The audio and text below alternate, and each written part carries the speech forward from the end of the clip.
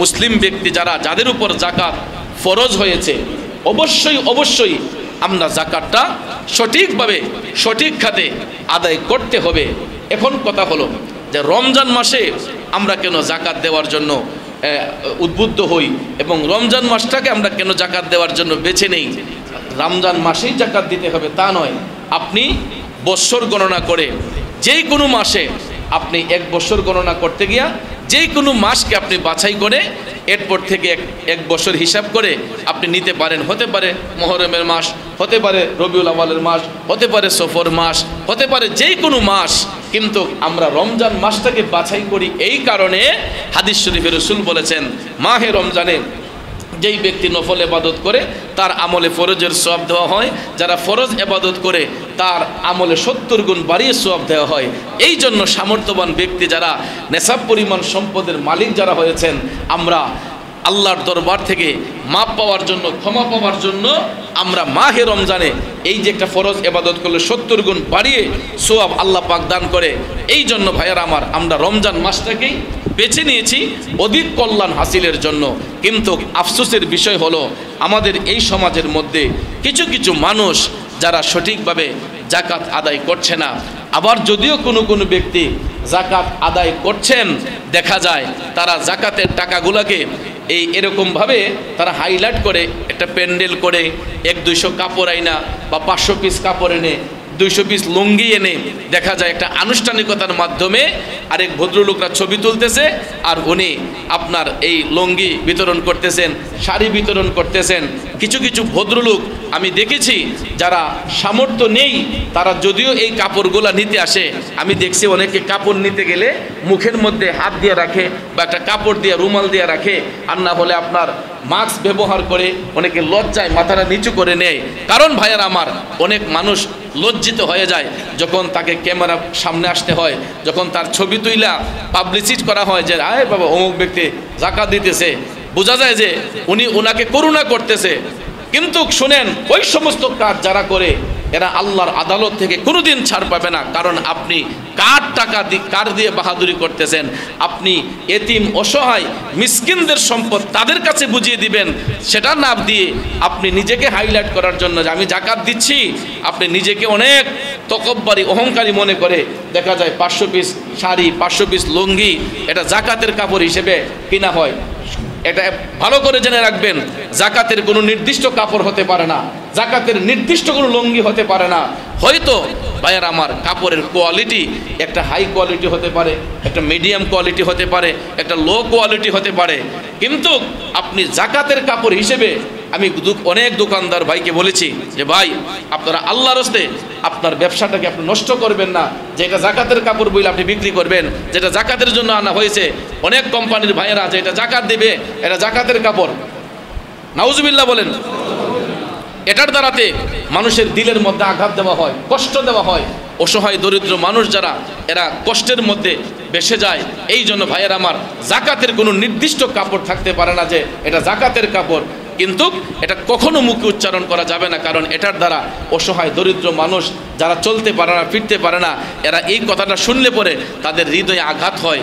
যদিও সে জাকাত খাবার উপযোগী, কিন্তু যখন তাকে বলা হয় যে জাকাতের কাপড়, কিন্তু বাইরে আমার অনেক মানুষের মনে কষ্ট চলে আসে। সেই বিধায় কোনো জাকাতের নির্দিষ্ট কাপড় থাকতে পারে না। যদি আপনার কাপড় দেওয়ার ইচ্ছাই থাকে, কাপড় দেওয়ার যদি ইচ্ছাই থাকে, আপনি যেই রেটের কাপড় পরতেছেন এরকম রেটের একটা কাপড় একটা গরিব মানুষকে কিনে দেন। আপনি যদি 2000 টাকা দিয়ে একটা কাপড় কিনেন, একটা গরিব মানুষকে 2000 টাকা দিয়ে একটা কাপড় কিনেন, যে ভাই আমি একটা কিনছি, নেন এটা আপনাকে দিলাম। অন্তরে নিয়ত করেছেন আমি আমার জাকাতের সম্পদ থেকেই দিচ্ছি, কিন্তু যাতে করে ওই ভদ্রলোক কষ্ট না পায়। কিন্তু আমরা দেখা যায় লো রেটের কাপড়গুলোকে আমরা জাকাতের কাপড় নাম দিয়ে বাজারের মধ্যে বিক্রি করা হয়। এটার দ্বারা অনেক মানুষের কষ্টের মধ্যে চলে যায় ও কষ্টের সাগরে ভাসে। এই জন্য আমি বিনয়ের সহিত বলবো, আপনি কার টাকা কাকে দিবেন এটা দিতে গিয়া আপনি জাকাতের কাপড় নির্ধারণ করছেন, এটা করবেন না। যদি আপনার ইচ্ছে হয় আপনি তার প্রাপ্যটা তাকে বুঝিয়ে দিবেন, তার প্রাপ্যটা তাকে বুঝিয়ে দিবেন। ভাইয়ার আমার, বন্ধুরা আমার, এমনই একটা হাদিস শরীফের মধ্যে আজকে পড়লাম, রাসূল করিম সাল্লাল্লাহু আলাইহি ওয়াসাল্লাম ইরশাদ করেন যে যে সম্পদ বিনষ্ট হয় তা একমাত্র জাকাত না দেওয়ার কারণেই নষ্ট হয়। যারা জাকাত দেয় না তাদের সম্পদ কোনো সময় স্থির থাকে না, এটা যে কোনো সময় নষ্ট হয়ে যায়।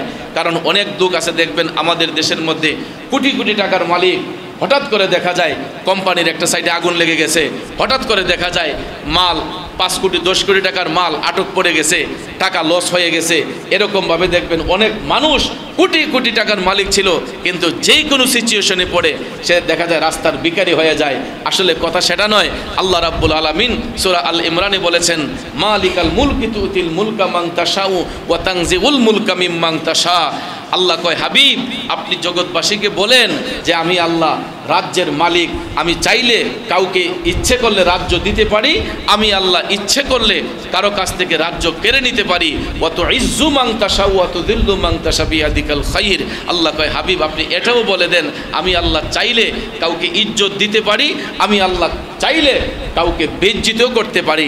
এরকমভাবে দেখবেন অনেক মানুষকে আল্লাহ রাব্বুল আলামিন সম্পদশালী বানায়, আবার কিছু কিছু সিচুয়েশনে দেখা যায় আল্লাহ পাক তাদেরকে নিঃস্ব বানিয়ে ফেলে। এরকম আছে না? তো এই জন্য ভাইয়ের আমার, বন্ধুরা আমার, রাসূল করিম সাল্লাল্লাহু আলাইহি ওয়াসাল্লাম হাদিস শরীফের মধ্যে এটা স্পষ্ট করে বলেছেন, এটা মুসান্নাফে আবু শাইবায় তো এটা এরকমভাবে আসছে। রাসূল করিম সাল্লাল্লাহু আলাইহি ওয়াসাল্লাম বলেছেন যে সম্পদ বিনষ্ট হয় তা একমাত্র জাকাত না দেওয়ার কারণেই নষ্ট হয়ে থাকে। আরও রাসূল সাল্লাল্লাহু আলাইহি ওয়াসাল্লাম বলতেছেন যে জাকাত প্রদান করে নিজেদের সম্পদসমূহকে তোমরা মজবুত কিল্লাসমূহের অন্তর্ভুক্ত করে নাও, নিজেদের রোগসমূহের চিকিৎসা সদকা দ্বারা করো। অর্থাৎ আমরা সবাই কিন্তু রোগাক্রান্ত, মানব দেহের মধ্যে দেখবেন সুস্থ শরীর দেখা যায়, হঠাৎ করে দেখা যায় ক্যান্সার আক্রান্ত, হঠাৎ করে দেখা যায় আলসার হয়ে যায়, হঠাৎ করে দেখা যায় আমাদের যেই কোনো একটা প্রবলেম হতেই পারে, কারণ এটা অস্বাভাবিক কিছু নয়। মানুষ কেউ আমরা রোগের ঊর্ধ্বে নয়, প্রত্যেকের শরীরের মধ্যেই কম না কম বেশি রোগ সুখ আল্লাহ পাক দিয়েই থাকেন।